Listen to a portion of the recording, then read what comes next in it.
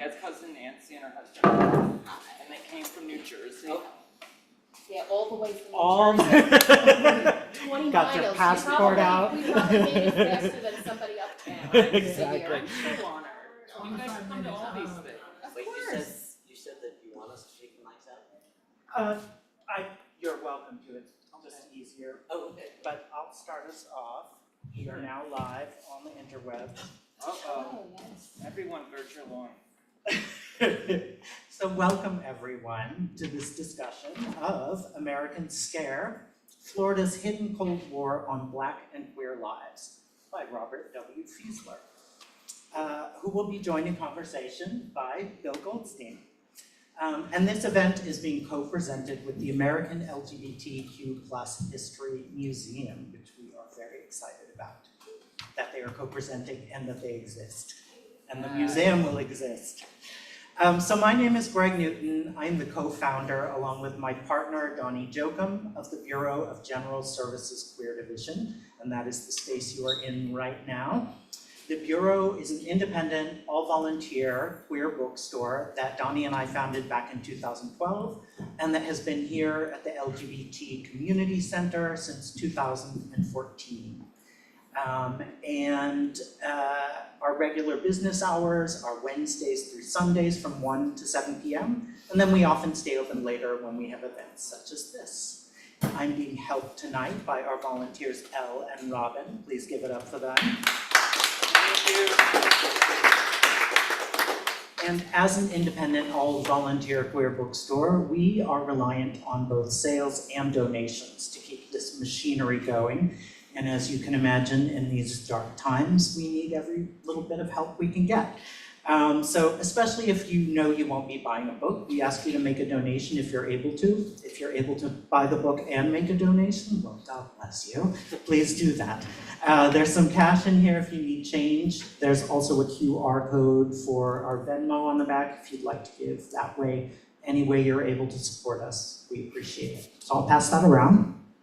And if it could just make it back to our volunteers, that would be great. If you're not already on our email list and you would like to be, you can sign up for that at the back of the room, and you'll get an email every other Monday about our upcoming events. And it's a little slower in the summer, but we do have some things going on, like tonight, you're here for this. And Sunday, we're hosting a drag queen story hour with Lil Miss Hot Mess, coming to us from California. Looking forward to that. But yeah, during the regular year, September through June, we have usually at least 2 to 3 events a week.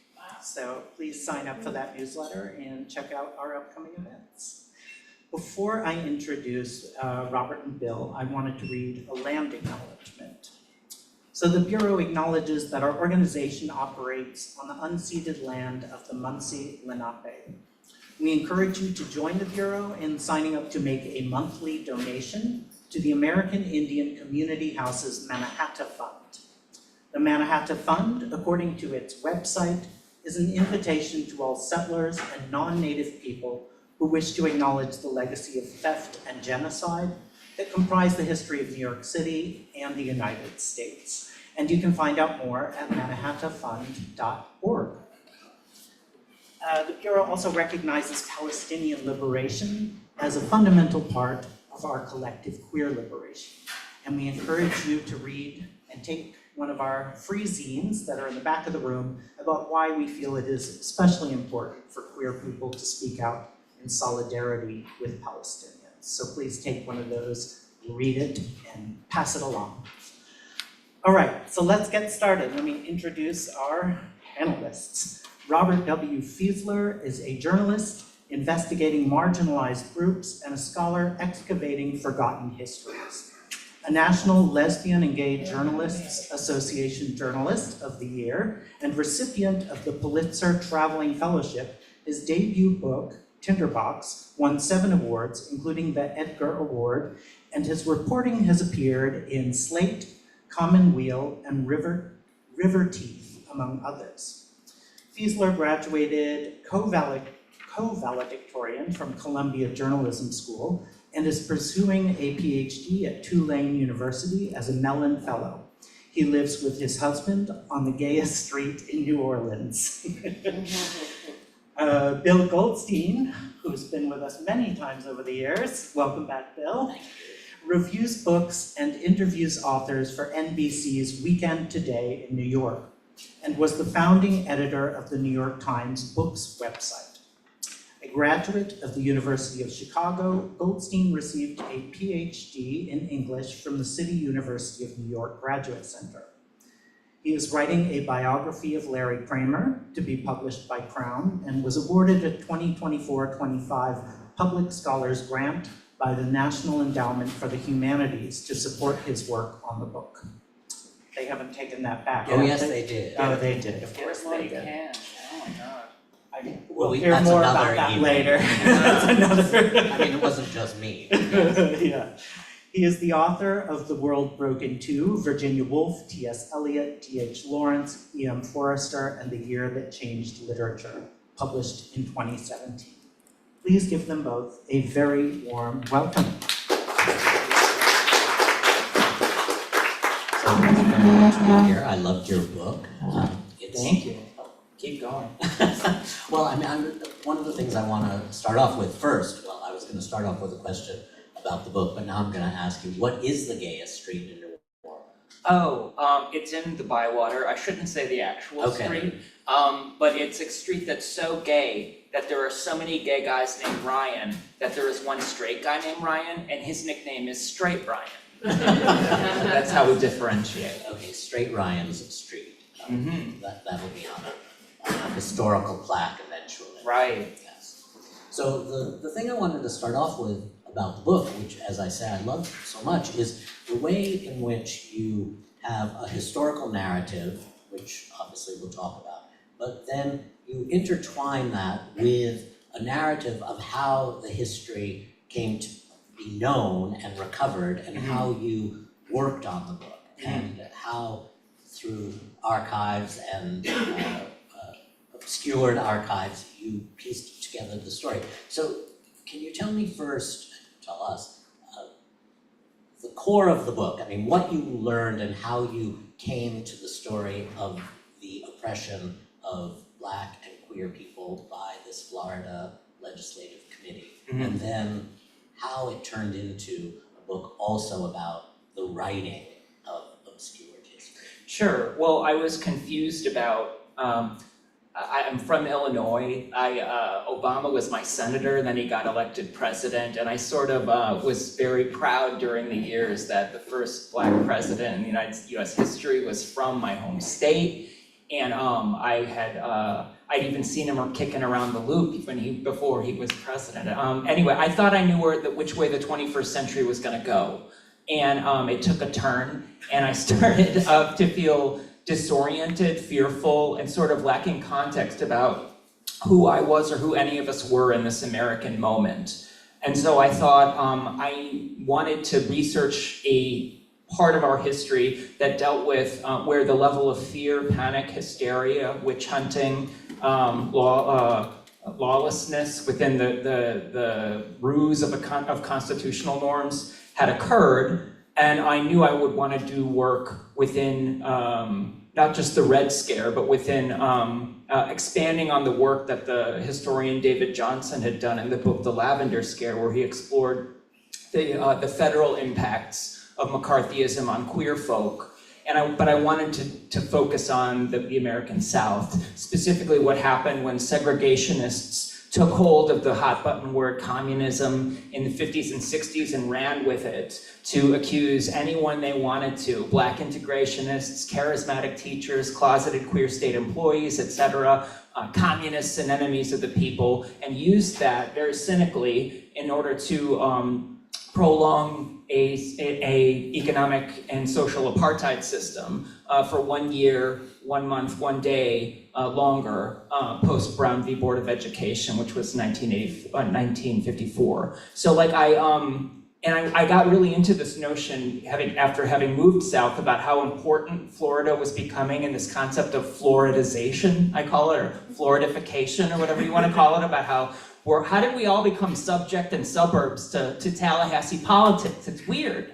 And I wanted to, I knew there must have been something that occurred in Florida in the Red Scare years that sort of planted toxic seeds for how this new state, this boom state that had pre-World War II been this rural agricultural backwater, that was now this exciting place where boom cities of Miami, Tampa were going post-World War II. Everyone wanted a taste of the Florida, the frozen concentrated orange juice. Every famous writer had like a Key West pied de terre, or Kerouac was in Orlando. There's missiles shooting off from Cape Canaveral. And then on top of it is the most corrupt, old school Confederate era government that refused to give up power and now honestly never has. And so I knew I wanted to write about that. I knew something central there would be central, revealing about this moment in our American character. And I thought, what would it be? And I found it.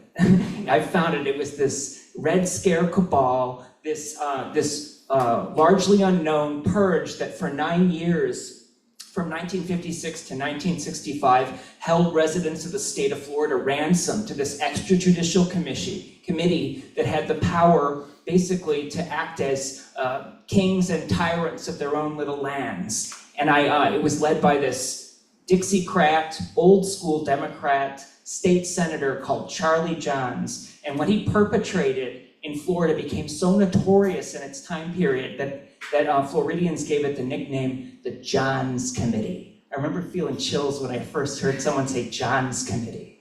So it's this true story of American tyranny that created the Floridization problem that continues to this day, where basically there's 2 political centers in the United States. Everyone else is marginal right now. Washington, D.C., which runs off of Tallahassee politics, which was the former Florida Attorney General is our current Attorney General. The former Florida Senator is our Secretary of State. Trump 2.0 is just an example of a superego on spin in the Florida political machine. I mean, he got worse. And he learned some lessons from Tallahassee politics that he then took into his second administration. And then what isn't going on there is happening with DeSantis and is happening in Florida. Tallahassee's the other node. So Florida is this weird state where it has this untended, unacknowledged political legacy that continues to impact us all for nil, occasionally for better, but often for nil, and we're all subject to it. And so we better learn Tallahassee politics is my jam. So that's sort of where how I settled into wanting to tell a story about this and about this Johns Committee. I was so incensed that this thing happened there, that got successfully hid, and it continues to impact me and others, and none of us know about it. Okay. Well, there's so much to follow up on there that, one, if you could name the committee, I mean, say what it Sure. It is. The committee is called the Florida Legislative Investigation Committee. The nickname is the Johns Committee. So it's like the, HUAC, I mean, you're the House of American Yeah. Activities Committee. Right, and when they founded, they basically based their founding documents off of HUAC. They were inspired by men like Joseph McCarthy. They were inspired by the HUAC purges and all of the committee hearings where reputations were ruined. And so what you show, also I wanted to say, you referred to that as an American moment or a moment. Obviously the moment has been going on for 80 years. Right. Since it precedes the creation of this committee, and we are still living in that moment, or Yes. living once again in that moment, which really never went away. And we'll get to this, I think, a little later, but the straight line that you, no pun intended, I mean, that you make from the purges at the University of Florida and to the regime that we're living in now, as created in many ways by DeSantis and what's going on. And none of his ideas are original. He got most of his notions from this state senator who ran this McCarthy-era cabal, who was so clever, he perfectly covered his own retreat. And none of us know that we live this sort of Johnsian world that he envisioned. Well, so before the Johnsian world, Yeah. we'll come back to that. If you could say a little bit more about the erasure that, and then how you overcame that. Sure. Because that's an important story, and you tell it so wonderfully intertwined, as I say, with the story of the individuals. So researching this piece of history was different than researching my first book. My first book was called Tinderbox. It was about the 1973 upstairs lounge fire in New Orleans, which was Thank you, which was this notoriously unsolved arson fire that took place at a gay bar and claimed 32 lives. When I was researching that, the sort of reportorial game as a historian I was playing was finding survivors and family members, interviewing them, getting their oral histories, and then incorporating it with documentation. In this case, there was none of that. There's only a handful of living Johns Committee survivors left, and I knew I'd be dealing with a lot of paper documentation, and I thought that that's going to mean I'm a library mole man, and I'm going to be spending time in this state of Florida archives, and as the only gay guy, basically glad to be in Tallahassee, I'll be honest. And so I knew, I thought that basically a lot of the energy and excitement was not going to be an adventure I had as a reporter, but was going to be stuff I found from the documentation. Unfortunately, I don't know if any of you have ever talked yourself into a room in life before, but I sold this proposal through, I shouldn't say this because my editor's here, but I wasn't aware of the degree to which the Johns Committee documents had been so thoroughly mutilated and redacted and destroyed by the state. I was convinced in my boy manish enthusiasm, I was going to be able to go to Tallahassee, figure something out from these documents, and sort of when I first saw the Johns Committee files at the State of Florida Archives, I was aghast at not just what his committee had done, the story of how this history that I thought should have been public record was so thoroughly erased. So I had to learn why that happened. So Charlie Johns, the chairman of the Johns Committee, had, when the Johns Committee lost its financial appropriation in 1965 and basically brought down the old state of Florida, they had to reboot the place anew and give the place a whole new constitution in order to keep the government going, basically, of that state. They basically he ensured that they sealed the records so they wouldn't be available for public review, and then they stayed sealed until he died in the late 1980s, early 1990s. And it was only through a state constitutional amendment that they passed that they didn't even realize what it was going to mean, that accidentally was going to make all legislative files available for public review for the first time, led to this problem where legislators then freaked out that everything that the Johns Committee perpetrated was going to come to public light, and they were worried that it was going to not just damage the historical reputation of corrupt office holders, but reduce faith in the offices themselves, and faith in Florida government, to the point where would they have to reboot the state again or not, and they didn't want to do that. So they mutilated it. They thoroughly redacted and erased the name of every victim who'd been hurt, hundreds and hundreds of people hurt by the Florida Johns Committee in terms of basically being, if they were suspected of being a Black integrationist, they would be called into open hearings and badgered and embarrassed and accused of perjury and found in contempt and threatened with jail. If you were a closeted queer person, they would basically abduct you from your life, pull you to an isolated basement or a seedy hotel room on the edge of some town, interrogate you and say, if you don't cooperate fully here, we're going to force you to sit in a public hearing, just like those Black integrationists you saw being interrogated on TV, and we're going to talk about your sex life. We're going to talk about all the stuff that you haven't really dealt with in your own, within your own personal intimate dimensions, but publicly, and it'll ruin your reputation, it'll ruin others, and so basically they would confess. And so the names of these victims, the queer victims and the Black victims, were all redacted from the state records in the early 1990s, and they all then sat close to useless in these 21 boxes, and then I thought, I'm gonna write a book about this, and I looked at these boxes and I'm like, oh shit. Like, how am I gonna make I'm a narrative historian. I'm not just writing an ethnography. How am I gonna write a piece where I name names, let people know the impact of what happened? And so I had to zig and zag. I started then seeing, were there prior scholars to me who had found information that was significant, and I found the first Johns Committee historian. Her name was Bonnie Stark. She was a master's degree student at University of South Florida, who'd written a really great thesis about the Johns Committee in 1985 and then posted it to like JSTOR or one of these records. And she didn't have access to even the mutilated papers then, but she did speak to some of the main perpetrators the lawyers, the investigators, the people who basically committed all the atrocities. And she had such a personality that she was able to get them to talk extemporaneously. Tell me more, sir, like that kind of thing. So I reached out to her saying, I wonder if those transcripts are still around. I wonder if those tapes are still around. And instead she told me something happened in the records release where she testified before the Senate. She saved a few of the names from being redacted, and in doing so, members of the Senate staff came to admire her, and they handed her, when the time came, a secret second set of all the Johns Committee records that were only sloppily redacted, and they also didn't call duplicates, and the duplicates were redacted differently, censored differently. So she's had them. She said, I've got them at my house, I've been lugging these around for years, and I want to give them to you.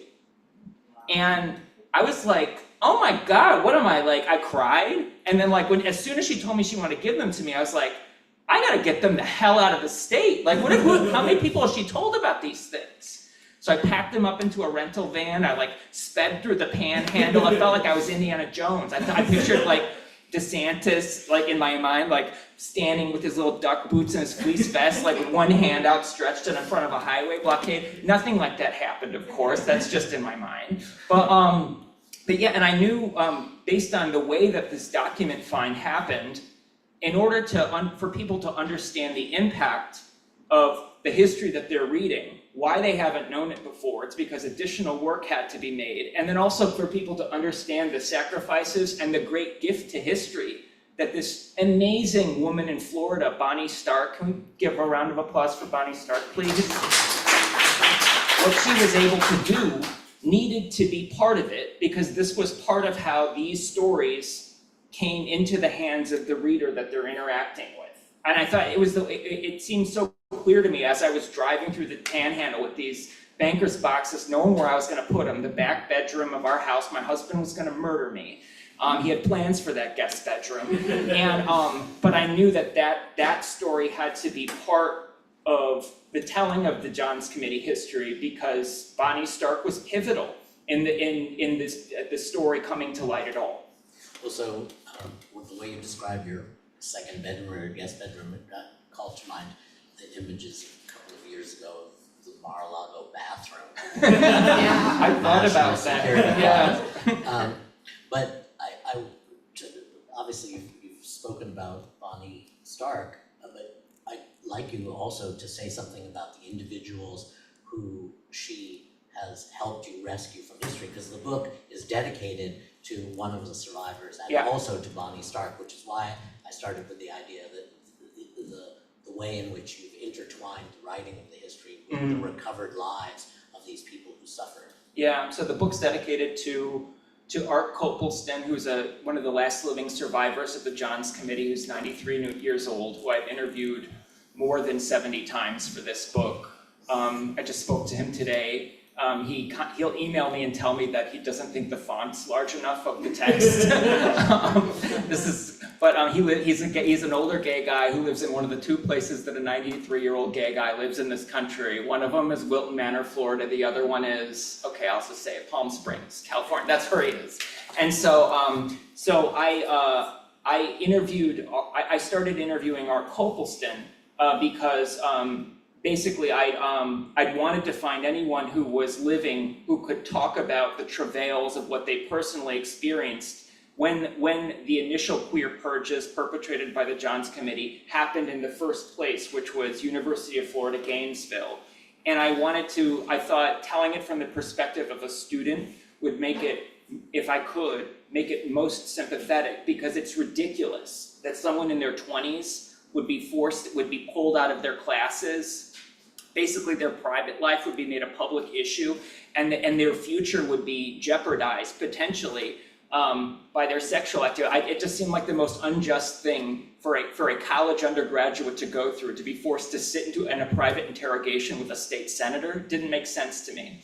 And so I looked up and I found that Art Copelston had written a memoir, like a self-published memoir, called Demons and Deliverance or something like that. And I reached out to him and we started interviewing. And then when I got access to the Bonnie Stark papers, I started doing extensive decensorship work where you could sort of, I'm gonna use my hands for a second. if you took the Bonnie Stark papers and I digitized, basically digitally photographed the official records, and then there were also duplicates here. If you collated them, the history revealed itself in its totality 75% of the time, meaning you could repiece together the entire document that was destroyed, and which became very satisfying. Undoing the work of American censors feels really good. And so I started finding the names of individuals who were interrogated by the Johns Committee, and some of whom were initially students, who then in panicked moments in isolated rooms, under threat of publicity, confessed to their own behavior, thinking it was gonna help them, their circumstance, and then, and most of them were actually, expelled actually from college, but then they would give away the names of fellow individuals who were part of their secret gay cabal, who oftentimes were other students, which then led to professors, which then led to department heads, which then led to deans.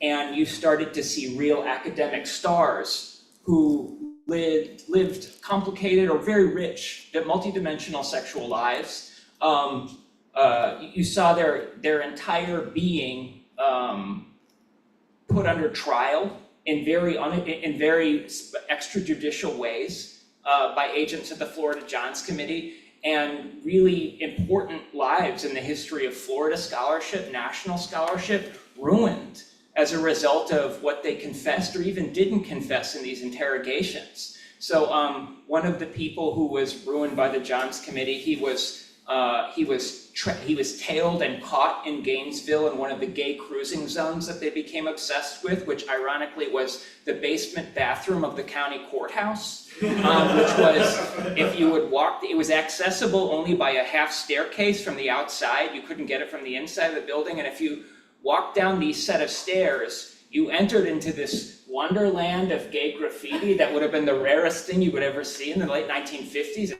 It sounded so hot to me reading these transcripts, and this was a place where you would see images out of the gay Kama Sutra, and it was a place where, like, oh my God, where desperate longings found desperate release. And one of these individuals that was caught there was a guy named, he was the head of the University of Florida Geography Department, a man who maybe thought about Florida and loved the new Florida more than anyone who's ever existed, a guy named Sigismund or Sig Dietrich.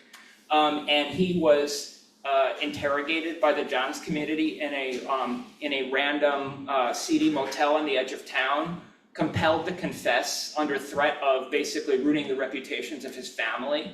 And then he was, at the time, he was lined up to go on a Fulbright trip it was called, to East Pakistan, now Bangladesh, where he was going to be doing cultural geography work. And he was fired before the Fulbright circumstance could take on, and he was actually fired because he'd been part of the university for so long. He was fired by his friend, the University of Florida president, an economist named J. Wayne Wright, who then, in the midst of the firing, found some mechanism for him to say he'd resigned or something like that so that he could keep his teacher's pension and it would save his Fulbright. And he'd also been working on this project that meant so much to him, which was called the First Academic Atlas of Florida, statistical, graphical analysis of all the new growth of this tremendously fascinating state. And what they did was, after he'd been fired, is they kept all his research and they took his name off the book. And they released it, and the University of Florida Press released it, and it went through it was a hit. It went through several printings. And it got to be so successful, and it was so ridiculous that it was so successful and Dietrich's name was not on it because of his ties to the Johns Committee, that when it was reviewed by the Miami Herald took the unconventional step of saying the named author of this book is not the author, the brainchild is Sig Dietrich. And so he was just one of the many individuals who was caught in the crosshairs of sort of a McCarthy inquest that was basically a group of white segregationists who were investigating things and always looking for something new to investigate. I mean, what's interesting about him in the book is, I was relieved that he kept his Fulbright. I thought the next paragraph was going to say that they had rescinded it. Mm-hmm.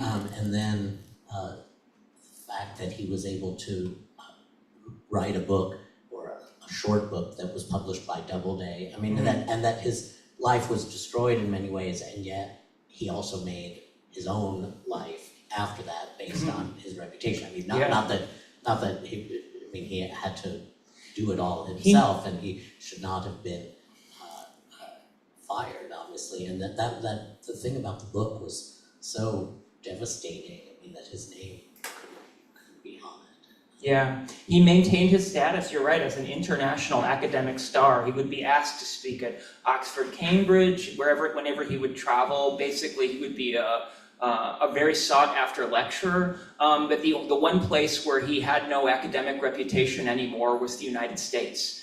He ended his career, the only job he could get close to home, his wife and his family lived in Gainesville, was at a university in Puerto Rico, where he eventually retired. And even then, he sat on the chair of international academic committees from his position at University of Puerto Rico, which is strange. This was a man of tremendous excellence and ability that came crashing against the utter cruelty and mediocrity of segregated whites, and they won. And it was completely unjust. And I hope everyone knows what they did to him. One of the most horrific things, I mean, it's a small thing, but also huge, was that, as you describe it, I mean, he was at least able to keep his emeritus status. He did get his pension, I mean, as horrible as it was to be fired. But you say that they took away his library privileges. Yeah. And he couldn't actually work on the book and his work, even though he was a professor emeritus, even though he had a pension. I mean, it's just the cruelty of that. Yeah, there is was so no great. indignity beneath them, which is a standard of Tallahassee politics too, which is spite as one of the things, and revenge, and no grievance left unturned. And that's one example of no grievance left unturned. You won't let a fired emeritus professor back onto campus to research by himself in the library. So I wanted, before we get to some other things, I wanted you to talk also about Father Theodore Gibson, so Yes. that we can talk about how the NAACP was targeted, and Yeah. many Black people were also targeted. Father Theodore Gibson was the president of the Miami branch of the NAACP, and he was the architect of school integration in Florida. He was suing as next friend for his junior high school age son to try to get his brilliant kid into the best school in Miami several years after two Supreme Court decisions, Brown 1 and Brown 2, told him and told his son that basically that's a circumstance that should have been turnkey. And so Gibson was pursuing this lawsuit to basically start the process of integration in Florida, which first occurred actually in Miami.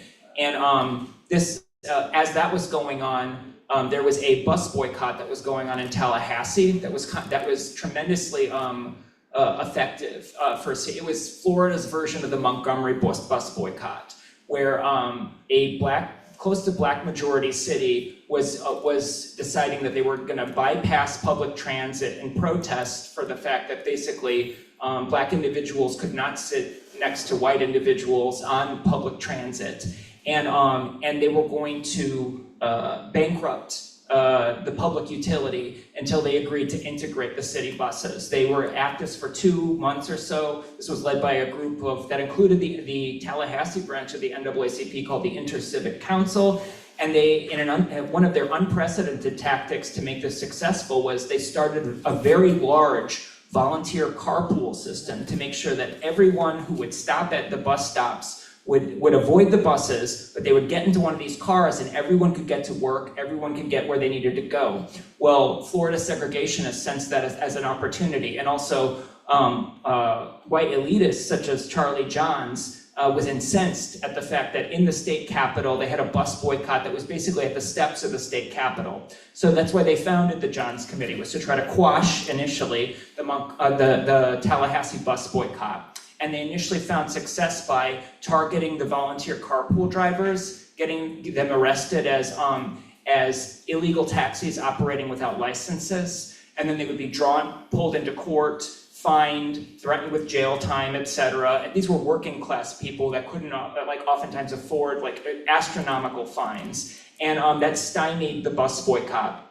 Then the Johns Committee turned to the Miami school integration effort, and they saw basically Father Theodore Gibson as They pictured him as like the head of a snake. They thought if they eliminated him, he could stand as an example of what happened to a person who tried integration, and they could make a case and a fearful example of him, and sort of shut down school integration throughout the state. So what they did is the Johns Committee they called open hearings in Miami. They called Father Theodore Gibson, along with a lot of the leaders of the Miami NAACP, and they asked them to do something that was impossible, which they asked them to bring all of the membership rolls of the Florida NAACP so that they could then take as a piece of data and use that to subpoena every member and every person for potential communist ties, supposedly. And what Father Gibson, though, had done, in addition to, and he had some great legal allies in New York City at the NAACP Legal Defense Fund, including some of the greatest appellate lawyers ever, not just in the 20th century, but ever, like Thurgood Marshall, the future US Supreme Court Justice who'd argued Brown v. Board of Education, Robert L. Carter, who co-argued it with him.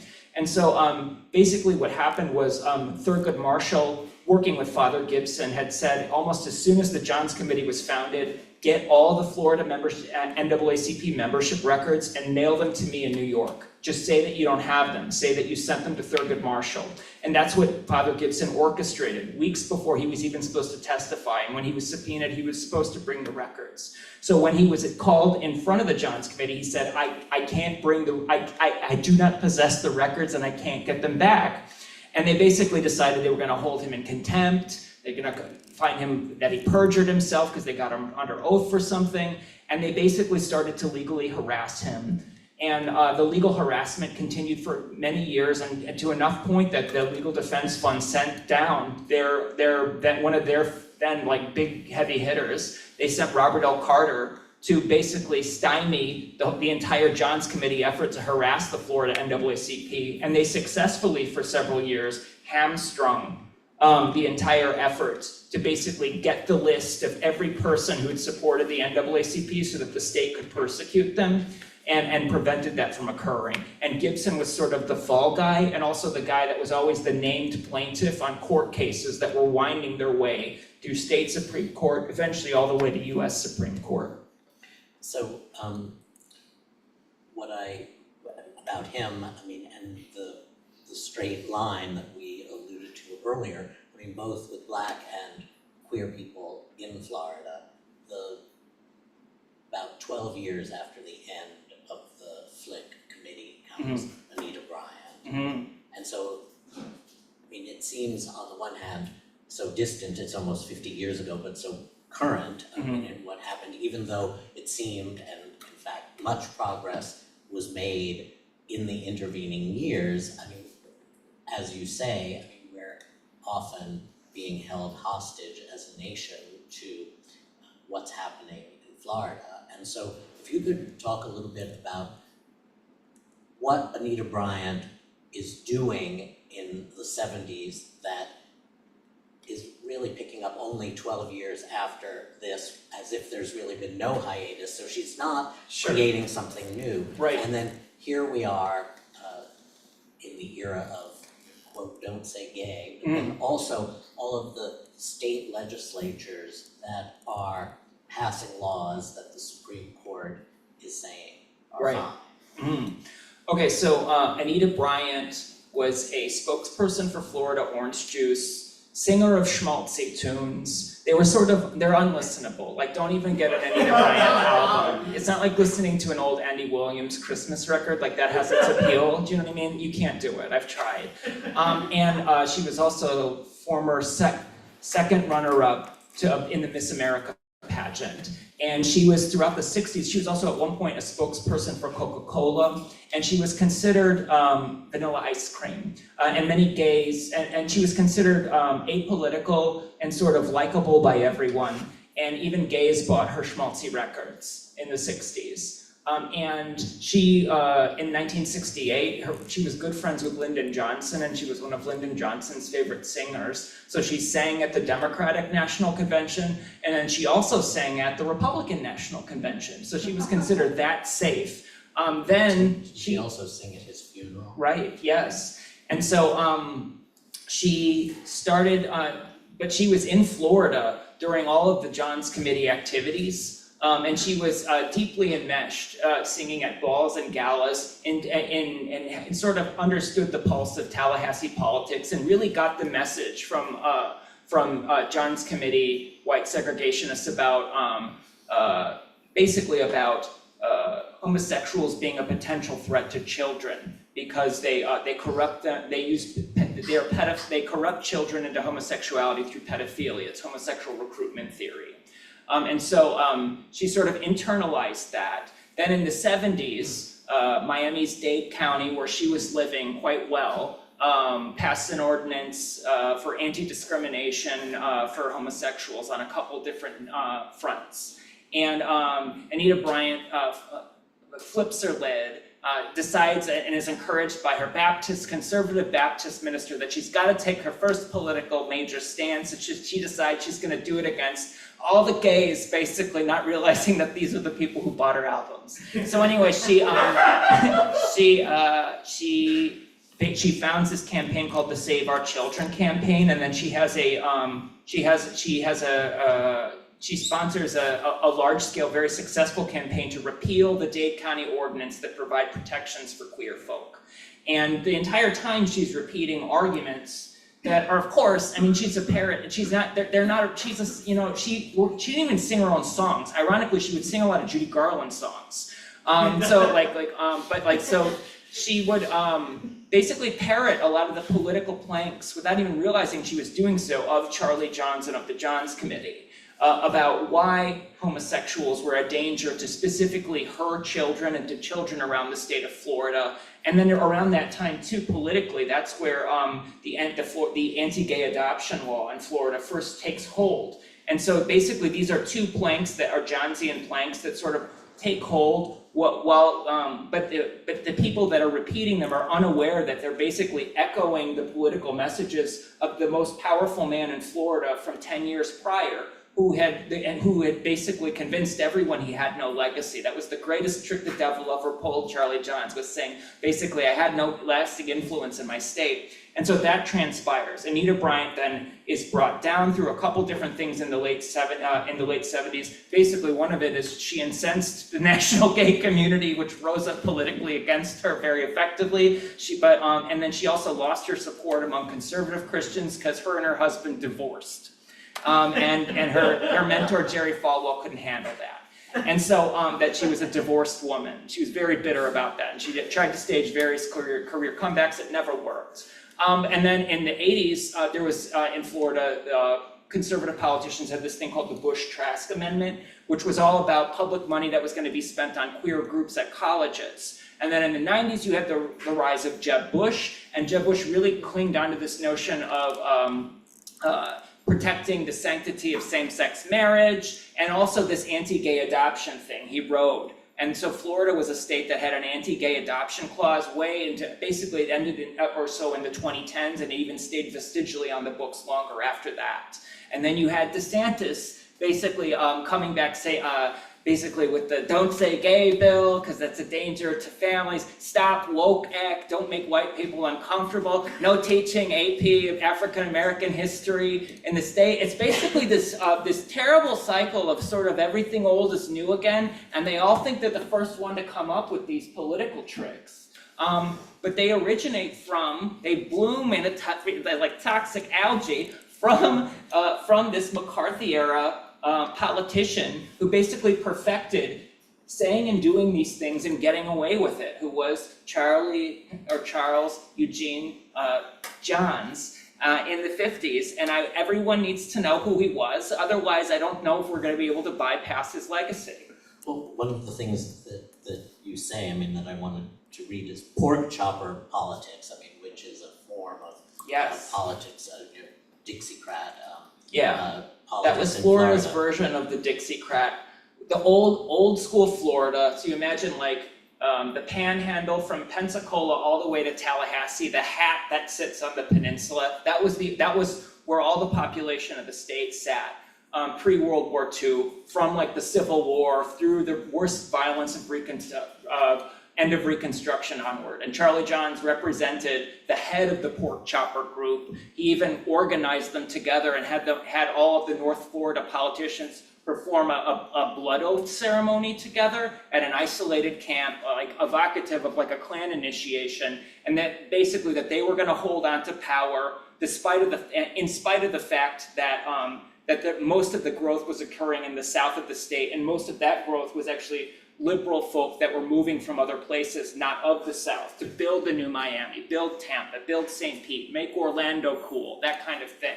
And so the way Charlie Johns could work the legislature through the pork choppers, it only took 12% of the state population in the top of the state to elect a majority of the legislator in both houses, and sometimes also the governor. So they could find constitutional loopholes and gerrymander perform the most radical form of gerrymandering I've ever read about in order to basically, except for what's happening today. right, completely dominate.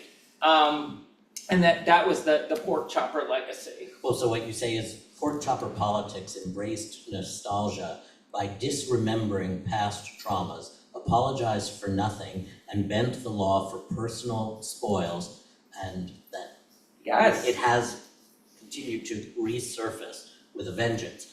And Those are the rules of Tallahassee politics. So Spoils, revenge, constitutional loopholes, gerrymandering, what's the last one?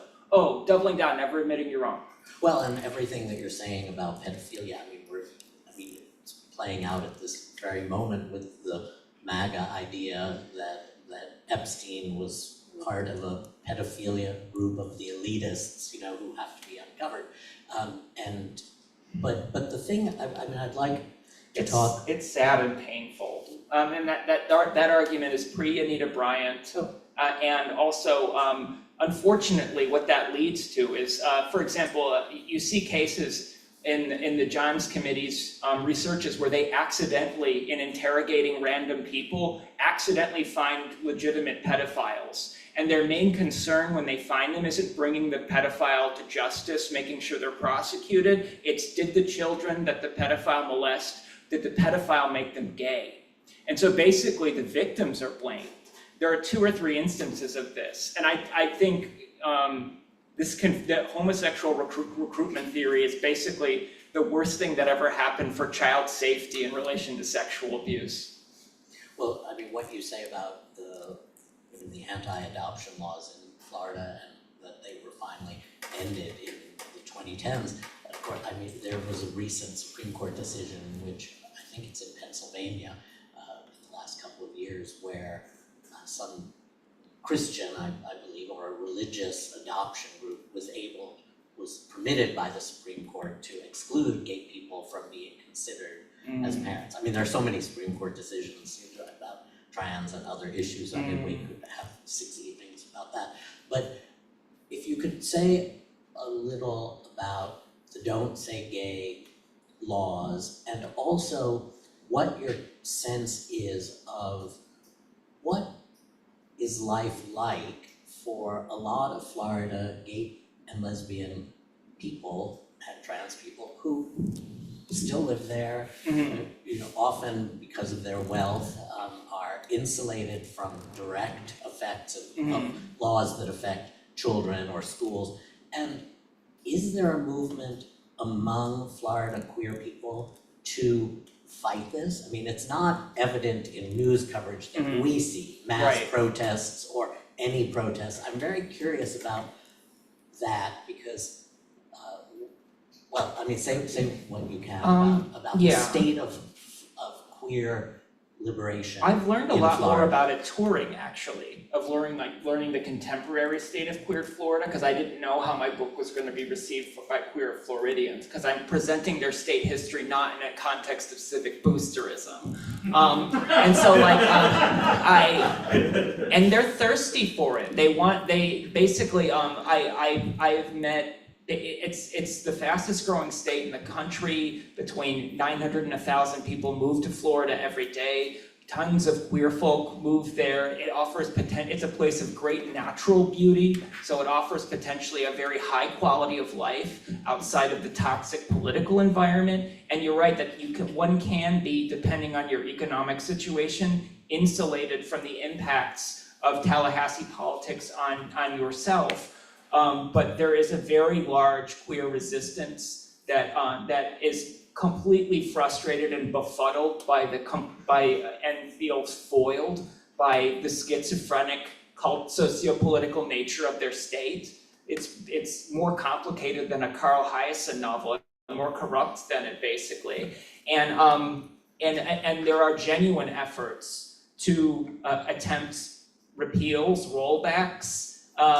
There are legislators who, every time an anti-trans, law comes up for a vote, who are basically speaking, and it feels like they're shouting into the wind with the legislator and crying. I became friends with a state senator named Lauren Book, who sponsors every year symbolically an amendment for the state of Florida to acknowledge and apologize for the abuses of the Johns Committee, the Florida Legislative Investigation Committee in the 50s. And every year, it's a symbolic loss. Every year she steps forward. It reminds me of William Wilberforce in British Parliament, the guy that eventually brought down the transatlantic slave trade, who from 1789 to 1806, I believe, would present a law to ban it, and he would be booed, laughed, whatever. It was basically, he only passed in the end through parliamentary trickery and things like that, but eventually he got it passed. Same thing for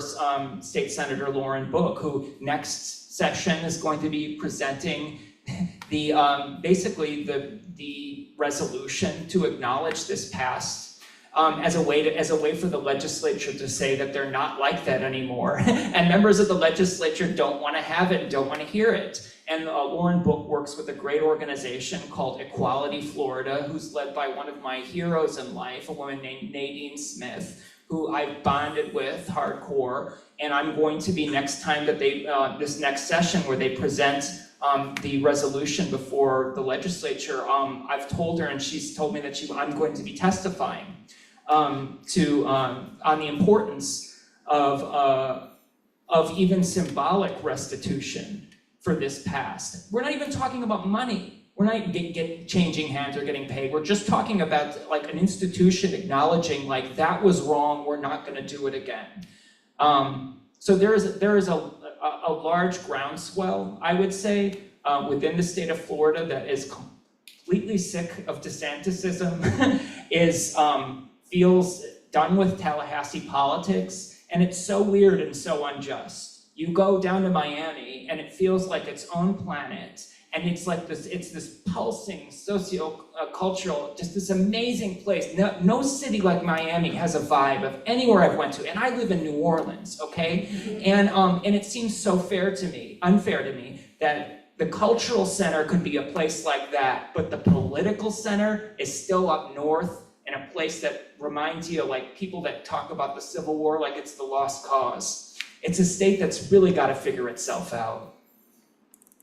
Well, I'm not hopeful of that, but I am hopeful that there will be questions from the audience now. And thank you very much for doing this and also for writing this book, which is really magnificent in the narrative and also, as I said earlier, in the historiography of how you came to write it. It's a thrilling book and depressing, but energizing. Thank you. Did you feel hopeful at the end a little bit when you heard about, I'm writing a book about Larry Kramer. I don't think I'm, going to feel hopeful. I mean, what you were saying now about what's happening now, the bifurcation, the split, etc. I mean, I think about Larry and what's happening with the NIH, what's happening with Robert Kennedy. I mean, if you only look at issues about HIV and AIDS, and then of course LGBT rights. I mean, that the ironies just grow, and the epilogue of the book becomes longer because the ramifications of what he thought, and he wasn't always right, of course, but the ramifications of what he thought are playing out exactly as he feared, and of course he died 5 years ago. Yeah. But that's what I mean about the epilogue getting longer. I mean, Sure. At first in COVID, it just seemed as if the only epilogue was that Fauci was back in the news in a major way, in which he was a senior government official, but he wasn't on the front lines. Oh, that's an irony that Fauci, from the whether he was a hero or not of the AIDS era, is now once again in our national consciousness in a way that he never was, even during the AIDS era. And the undoing of so many laws and rights, and we're only at the beginning of that. I mean, so I guess I didn't close the book hopeful about the future of Florida, but I did close the book hopeful that we, at least at this moment yet, have not reached the level of individual oppression by government committees. I fear that it is going to be happening. So I guess that's a longer answer. No, I'm not hopeful, but it's not the fault of your book. We do live in this era, right, where the deep historic currents are affecting us as much or more than the news cycle, which just seems to be like Ouroboros eating its tail. This headline eats that headline, eats that headline. And I have so many friends that are in the media apparatus that I feel honestly sorry for, because they're being driven by the stunt work of this regime and not seeing the deeper context or the background that's pushing a lot of these distraction issues. Well, which is coming out in Judge Jackson and Judge Sotomayor's dissents. I mean, is actually pointing out this long history, but of course, a dissent is just a dissent. Right. So, right. The thing that is among the things that are so startling. I mean, I'm writing, and I'm sure this will be much shorter in the book than it is right now in the draft, but Larry grew up, he was born in 1935, he went to high school, he grew up in Washington, D.C. Went to high school beginning in 1950, graduated in 1953. That is the era of the McCarthyism that the search and the purging of homosexuals began immediately in February of 1950, I mean, which is when McCarthy makes his famous speech. And one of the things about the newspapers, because there's so many great databases of newspapers, is so the word homosexual appeared in the Washington Post something like 20 times between 1945 and 1940. And usually in book reviews or in advertisements, which I guess were like, are you homosexual and don't want to be? So 20 times. But between 1950 and 1953, it appeared something like 120 times, including something like 16 times in headlines on the front page, homosexuals and perverts. So the purging, but using those words. So Larry at 15 is growing up in an environment where no one knew about this or spoke about it before, but as soon as he turns 15, he's inundated by it because he's obviously a smart person. He went to Yale, his father went to Yale, and his father worked for the government. So how all of what was happening in 1950, which was open about the oppression of homosexuals who had been excluded from life, obviously in many ways before that, openly, we are seeing the ramifications of that in 2025. It's 75 years on, but those headlines, I mean, maybe they don't use the word perverts in mainstream publications, but presumably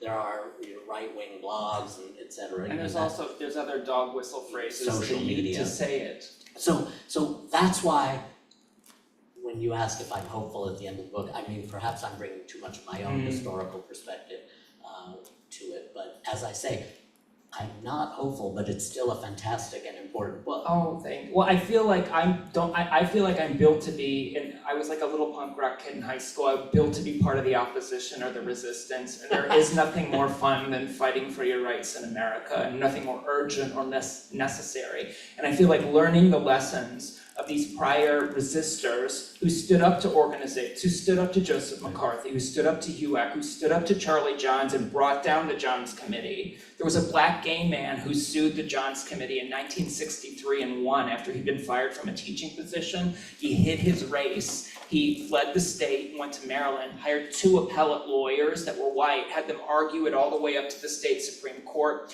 and then and he had them never mention his race in any tract, and he won. He won. His name was William James Neal. It was Neal versus Bryant. A black gay man broke the Johns Committee's anti-homosexual purge in 1963 by beating them at their own game. That guy inspires the heck out of me. And I feel like we need to learn the lessons of those people. Those are the histories we need right now. And we have it. Thank you. Okay, so questions from the audience, I hope? Oh, in the back. Yeah, I have a few. I'm of the age where I'm not going to read. I've read some. But didn't they take out the word investigated in the title Florida something? Wasn't there, what's the whole title?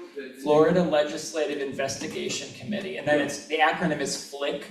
I don't know why, they thought that was very clever. Okay. And then once someone said Johns Committee, that was it. Okay, I thought they took out the word investigated at some point because everybody was looking at them. But anyway, wrong, okay. So, did Dietrich ever get royalties? Did he have children? Sig Dietrich, the fired and disgraced geographer who loved Florida more than anyone, and then the state of Florida turned and saw him as like an ant on the ground and destroyed his life. No, he did not receive any royalties. He was married to a woman who he loved named Irene. He was actually bisexual, and he was able to reconcile with Irene. He kept his Fulbright, and then he did so well at his Fulbright the year he was fired that they actually did something that's kind of rare. They extended his Fulbright studies in East Pakistan another year, which extended his academic stuff. He published for the rest of his life in well-known journals, just not American journals, where he was disgraced. Basically, everyone else was in on the fact that this was the most brilliant guy in the field, and then in the US, he was persona non grata.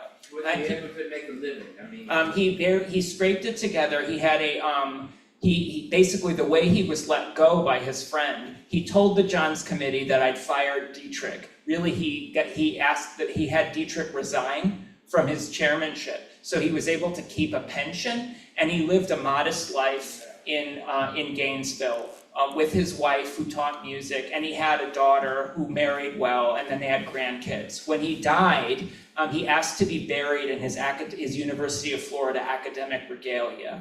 It's still, his time building the geography department still meant that much to him. And to date, no one in his family has received a penny of royalties from the University of Press of Florida for the Atlas of Florida. What I want to say is, in my book, because of that injustice, whenever I cite a statistic, you can take anything that Sig Dietrich put in that book to the bank. This guy knew the state better than anyone. And so anytime I cite a statistic to honor him, I cite the Atlas of Florida, and we usually cite him as the author. regarding Anita Bryant's divorce, was it related to her politics? I mean, did that influence it? She was dating a man named Bob Green. There's rumor, who was he was a disc jockey that then became her manager. And there were rumors of marital troubles. It's never become clear that it's fun for the gay community to say that Bob Green was gay too, but nobody, I don't think that's ever been validated. Well, one of her grandchildren was a lesbian. Yeah, one of her. Right, yeah. So she lived long enough to see her progeny be queer. She died in the last couple of years, didn't she? She did very recently. She passed away, unapologetic for her religious stances. She was a product of in post-World War II, 1946, the RSV Bible, Revised Standard Version Bible, was the first English language Bible that included the word homosexual in it, and it did it in a Leviticus context, like not good. But homosexual is like a late 1800s sexology word that wasn't available to ancient Greeks when they were, writing these original texts. But this has nothing to do, American Christian fundamentalists don't really even ask where the Bible comes from. They don't know about translations. But what I'm saying is that Anita Bryant's Bible that she would carry, this red Bible, was an RSV Bible. So she was really driven by this notion. And in the way that a fundamentalist can't hold doubt on certain things, she for the rest of her life believed that she taken the proper stance and that the career comeuppance she received was unfair to her. And she tried to stage several comebacks, and guess what, honey? Her old audience didn't come back. Well, I mean, I remember, it's interesting that you say about the Revised Standard Version, because I believe that was published in 1946. Yep. And the Kinsey Report was published in January of 1948. Yes. So the world is being inundated by the word homosexual and the potential numbers of homosexuals in a very short period. It's sinful, after and they're everywhere. Yes, exactly. I mean, the coincidence of relative coincidence Right. of those public. And you can read the Kinsey, report like as liberatory, right? Or social conservatives read that as this massive cause for alarm.